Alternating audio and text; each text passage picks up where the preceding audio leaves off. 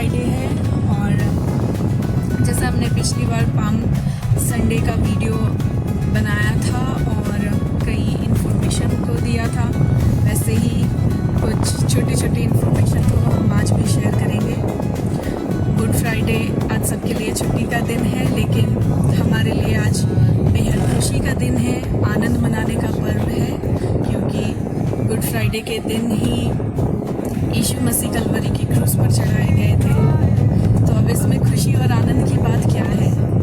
ये बिल्कुल हमारे लिए आनंद की बात है, क्योंकि जिस कलवरी की क्रूस पर यीशु मसीह को कुर्बान किया गया, उनको सूली पर चढ़ाया गया, अगर वो हमारे लिए जान नहीं देते तो उस क्रूस पे हमें चढ़ा दिया गया होता, क्योंकि पाप की सज़ा स्टार्टिंग से ही मृत्यु थी और मनुष्य जाति जब बहुत सारे पापों में घिर चुका था, तब परमेश्वर का प्रेम हमारे लिए इतना ज़्यादा उमड़ आया, उनको लगा कि मनुष्य जाति तो सुधर नहीं रही है, तो आखिर ऐसा क्या किया जाए कि मनुष्य को पापों से छुटकारा दिलाने के बाद उनको दोबारा से परमेश्वर के साथ रहने की अनुमति मिल जाए, क्योंकि मनुष्य उस पवित्रताई को खो चुका था जिस पवित्रताई में रहकर वो स्वर्ग में अपने रचयिता परमेश्वर के साथ रह सकते थे। तो सबसे निर्दोष मेमना जो आज तक कुर्बान हुआ हमारे लिए, वो और कोई नहीं बल्कि परमेश्वर का इकलौता पुत्र यीशु मसीह है। और हम सब जानते हैं कि परमेश्वर ने जगत से ऐसा प्रेम किया कि अपना इकलौता पुत्र हमारे लिए कुर्बान किया।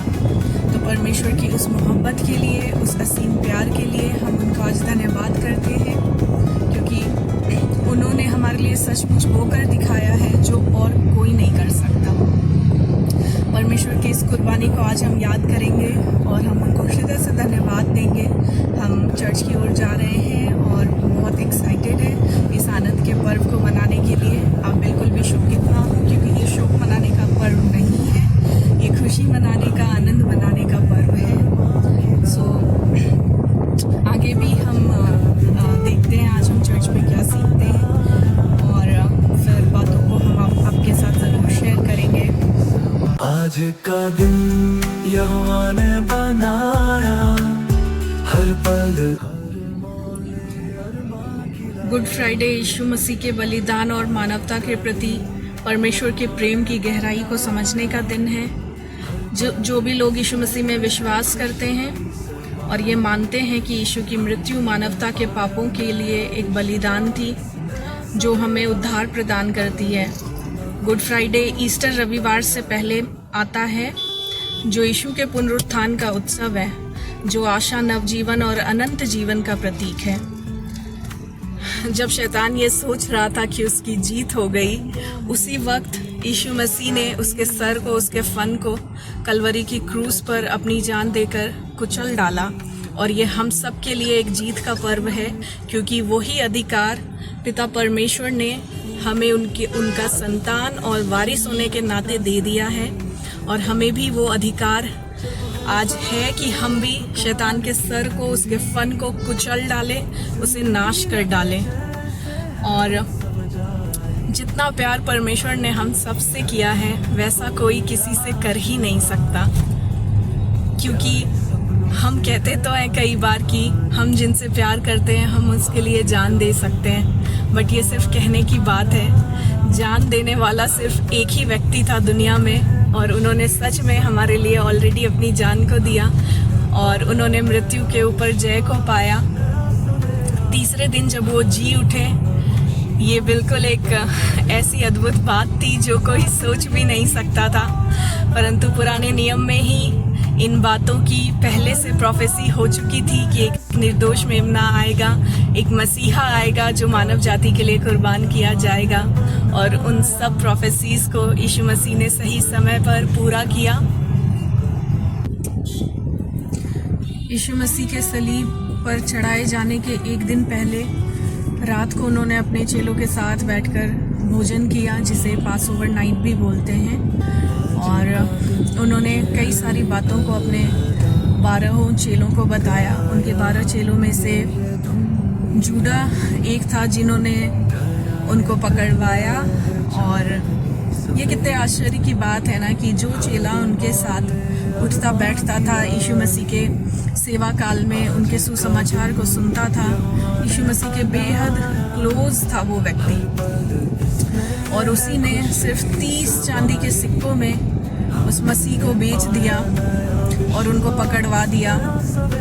ऐसा नहीं है कि वो जुड़ा बहुत बुरा था, हालांकि ये होना ही था, ये पहले से तय था।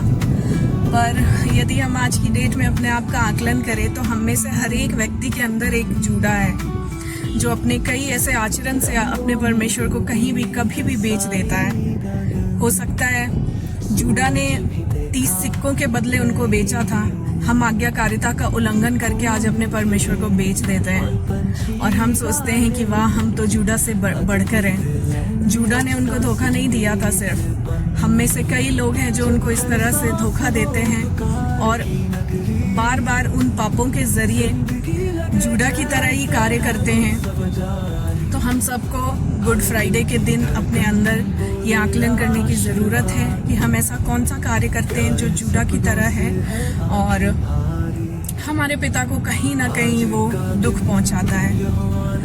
जो कार्य कोई कर ही नहीं सकता था, वो लहू का एक एक कतरा बहाकर, और कितनी भयंकर मार उनको पड़ी ये सोच से परे है, क्योंकि जो दर्द उन्होंने उठाया, जो दुख उन्होंने सहा, वो किसी मनुष्य के बस की बात ही नहीं थी। जो कांटों का ताज उनको पहनाया गया ना, वो कांटों का ताज उन्होंने पहना ताकि आज की डेट में हम उनके अनुग्रह को पहन सकें। क्या ही बड़ी बात है ना। ऐसा कौन कर सकता है किसके लिए, और क्यों करेगा कोई। लेकिन इसे गुड फ्राइडे इसीलिए बोलते हैं कि सब कुछ अच्छा हो गया, जहाँ परमेश्वर और मानव जाति के बीच में एक सेपरेशन आ गया था। यीशु मसीह ने उस क्रॉस के द्वारा उस खालीपन को भर दिया, और जो कोई भी उस क्रॉस पर अपना ईमान लाएगा वो अनंत जीवन में ज़रूर प्रवेश करेगा। लेकिन अनंत जीवन में प्रवेश करने का मतलब ये नहीं है कि हम अच्छे अच्छे कार्यों को करें और हम ये सोचें कि अरे वाह हमने तो बहुत भले काम किए, बहुत अच्छे अच्छे काम किए और अब हम स्वर्ग राज्य में अनंत जीवन में प्रवेश कर सकते हैं। यदि आप वचन को देखें और बाइबल की सही शिक्षा को देखें तो वचन में लिखा है कि तुम्हारे अच्छे काम मेरे लिए फटे चीथड़ों के समान है।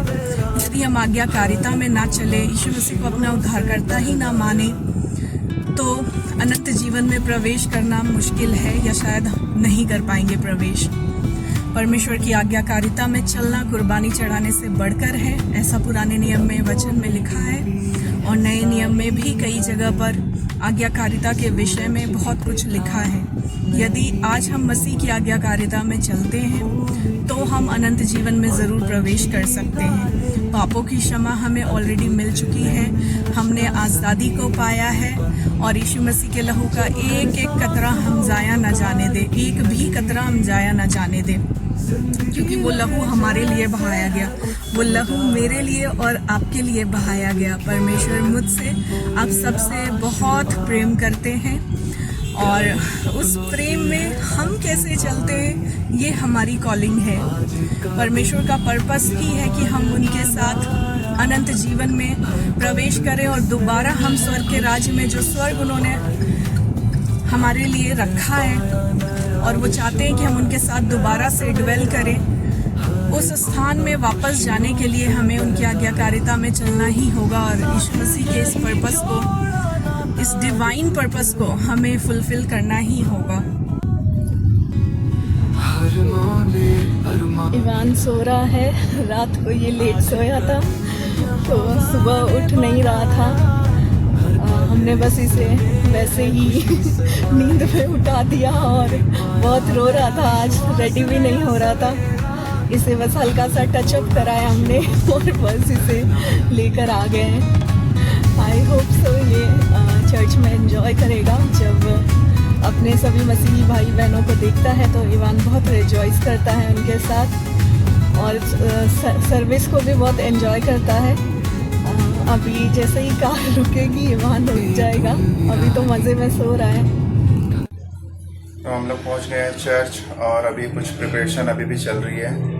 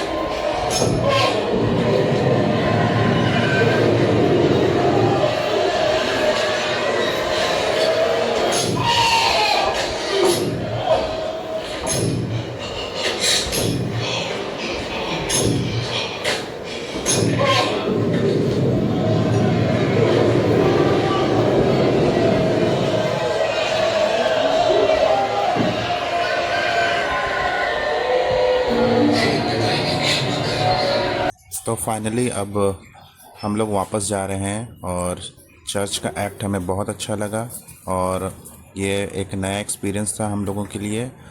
और जैसे कि आप लोगों ने वीडियो में देखा, हम लोगों ने बहुत एंजॉय किया। आज भी हमारे साथ अंकल आंटी ट्रैवल कर रहे हैं। मैं अंकल आंटी से पूछना चाहती हूँ, आपको कैसा लगा आज चर्च में, सब कुछ कैसा लगा? बहुत ही अच्छा लगा जी, आज का एक्ट देख के पुराने टाइम की याद आ गई, जैसे पहले उनके ऊपर हुआ था, देख के आंसू आ गए हमारी आंखों से। आज सच कैसे में बर्ताव किया गया उनके साथ, और उन्होंने हमारे लिए सारे दुख दर्द अपने ऊपर ले लिए।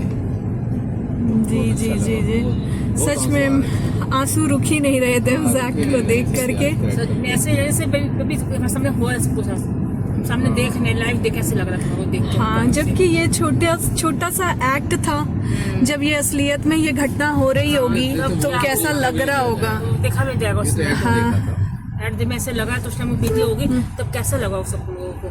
यस, हमारे लिए, हमारे उद्धार के लिए, बीमारी चंगाई सब ले लिया। तो जैसे कि आंटी अंकल ने बताया कि एक्ट देखकर हमें इतना बुरा लगा कि प्रभु यीशु मसीह हमारे लिए इतने कोड़े खाए, इतने तकलीफ़ें सहें। और आप देख सकते हो कितनी ज़्यादा इस वक्त गर्मी है, वो कितने ज़्यादा गर्मियों में, इज़राइल की गर्मी हमारे से भी ज़्यादा होती है, और वहाँ की गर्मियों में उसे इज़राइल यरूशलेम की गलियों में उसे क्रूस के साथ कोड़े मार मार के ले जाया गया। ये खून और पसीना मिक्स भी हो रहा परमेश्वर ही कर सकते थे, और एक ऐसा खुदा जिसने हमारे लिए अपनी जान दी, हमारे लिए दर्द सहा, और ये वही कर सकता था जो एक अनकंडीशनल लव को रिप्रेजेंट करता है। तो एक अनकंडीशनल लव का डेफिनेशन यही है, स्वार्थ निस्वार्थ प्यार। यस करेंगे। यस। मुझे गुड फ्राइडे से रिलेटेड जो बात बहुत अच्छी लगती है यीशु मसीह की, वो ये है कि पास ओवर नाइट जो माउंडी थर्सडे होता है, यीशु मसीह के पकड़वाए जाने से पहले क्या हुआ कि उन्होंने अपने चेलों के भी पाँव धोए। उनको अच्छे से मालूम था कि ये यहूदा इस्करियोती ही है जो उनको आने वाले क्षण में पकड़वाने जा रहा है, लेकिन फिर भी यीशु मसीह ने उसके भी पाँव धोए। और यीशु मसीह का ये नम्र स्वभाव मुझे बहुत छूता है, क्योंकि हमें से हर एक व्यक्ति कभी ना कभी किसी न किसी के कारण ज़रूर हर्ट होता है, पर हम क्या करते हैं? क्या हम उस व्यक्ति को क्षमा कर पाते हैं? हम उसके साथ कैसा बिहेव करते हैं? लेकिन हमारे परमेश्वर पिता ने क्या किया? यदि हम यीशु मसीह के स्वभाव को देखें और उनसे सीखें तो हम देखते हैं कि जब उन्होंने अपने बाकी सभी चेलों के साथ साथ जूडा के भी पाँव धोए, तो हमारी भी यही रिस्पॉन्सिबिलिटी है कि हमारे साथ कोई कैसा भी व्यवहार क्यों ना करे, हम कितने भी क्यों ना सताए जाएं, हमें अपने सताने वालों को माफ़ करना है और उनको आशीष ही देना है और गुप्त में अपने पिता से उनके लिए प्रार्थना करना है। यही हमारी रिस्पॉन्सिबिलिटी है। और यीशु मसीह के इस स्वभाव को मैंने जब से अपनाया है, सच में बहुत पीस महसूस होता है। वो हमारे लिए मरा, वो आपके लिए मरा, और क्यों ना हम उसके लिए क्यों ना जिए हम। और हर बातों में हम परमेश्वर को महिमा देते हैं, सारा आदर देते हैं कि हम चुने गए ताकि परमेश्वर पिता हमें अपने साथ दोबारा स्वर्ग के राज्य में ड्वेल करने लायक बना पाए। हम उनकी महिमा में चलें, पवित्रताई में चलें, और हम सबसे बढ़कर यीशु मसीह की आज्ञाकारिता में और उनके स्वभाव में होकर चलें। वो लव लेटर जो उन्होंने अपना खून बहाकर लिख दिया है, वो लव लेटर आपके लिए, मेरे लिए लिखा गया है। उस लव लेटर को ज़रूर पढ़ें और हर रोज़ पढ़ें। और वचन में क्या कहता है, वचन के अनुसार चलें। हम फिर से आपको गुड फ्राइडे की बहुत बधाई देते हैं और विश्वास करते हैं कि हमने जो भी छोटा सा मैसेज शेयर किया, इसके द्वारा आप आनंदित हुए होंगे और आशीषित भी हुए होंगे। फाइनली अब हम लोग घर आ गए हैं और बड़े खत्म करने से पहले मैं कुछ बातें आपको बाइबल से शेयर करना चाहता हूँ। आप लोगों ने गौर किया होगा, जब यीशु मसीह को सूली पर लटकाया गया तो उनके साथ एक पट्टी भी लटकाई गई जो उनके सराहने पे थी, क्रूस पे। उस पर लिखा था INRI। वो एक लैटिन भाषा का शब्द है। उस वक्त रोमन साम्राज्य में वो लोग लैटिन यूज़ करते थे, तो उसका मैं आपको हिंदी अनुवाद बताता हूँ, जिसका मतलब है यीशु नासरत, यहूदियों का राजा। तो अब मैं बाइबल पढ़कर बताता हूँ, और मैं पढ़ रहा हूँ यूहन्ना 19:19। यहाँ लिखा है, पिलातुस ने एक दोषपत्र भी लिखवा कर क्रूस पर लगवा दिया। इस प्रकार था ईसा नासरी, यहूदियों का राजा। तो जब सूली पर यीशु मसीह की मृत्यु हो रही थी तो उस वक्त इज़राइल में गर्मी का मौसम था, और आप देख सकते हो कि हमारे देश में कितनी ज़्यादा अभी गर्मी पड़ती है। तो आप लोगों ने गौर किया होगा कि इस वक्त गर्मी का मौसम है, और उस वक्त यरूशलेम में जहाँ पर यीशु को सूली पर चढ़ाया जा रहा था, उस वक्त भी बहुत ज़्यादा गर्मी का मौसम था। और यीशु को जब सूली पर चढ़ाया जा रहा था तो उनको प्यास लगी और उन्होंने पानी की डिमांड किया। तो वो मैं बाइबल से पढ़कर बताता हूँ। मैं पढ़ रहा हूँ यूहन्ना 19:28। तब ईसा ने यह जानकर कि अब सब कुछ पूरा हो चुका है, धर्म ग्रंथ का लेख पूरा करने के उद्देश्य से कहा, मैं प्यासा हूँ। वह सिरका से भरा एक पात्र रखा हुआ था। लोगों ने उसे एक पंचसोखता डुबाया और उसे जूते की डंडी पर रखकर ईसा के मुंह से लगाया। ईसा ने सिरका चख कर कहा, सब पूरा हो चुका है, और सिर झुकाकर अपने प्राण त्याग दिए। तो यहाँ पर जैसे यीशु मसीह ने पूरा हुआ, सब पूरा हो चुका है वर्ड यूज़ किया, जिसका मतलब है जिस पर्पस के लिए वो आए थे धरती पर, हमें अपने पापों से बलिदान, अपने पापों से छुटकारा दिलाने के लिए, जो उनके बलिदान देने के बाद पूरा हुआ, और स्वर्गीय पिता का जो उनका मकसद था, उनका प्यार था हमारे लिए, इंसान मानव जाति के लिए, उन स्वभाव को बताने के लिए उन्होंने अपना प्राण त्याग दिया, ताकि हम फिर से उनके साथ मिलकर स्वर्ग में रह सकें। तो यीशु मसीह ने कोड वर्ड में बात किया अपने पिताजी से कि सब पूरा हो चुका है। तो वहाँ खड़े रोमन सैनिक और अन्य लोग इसको नहीं समझ पाए, बट स्वर्गीय पिता जिनके लिए ये बोली गई थी वो समझ गए।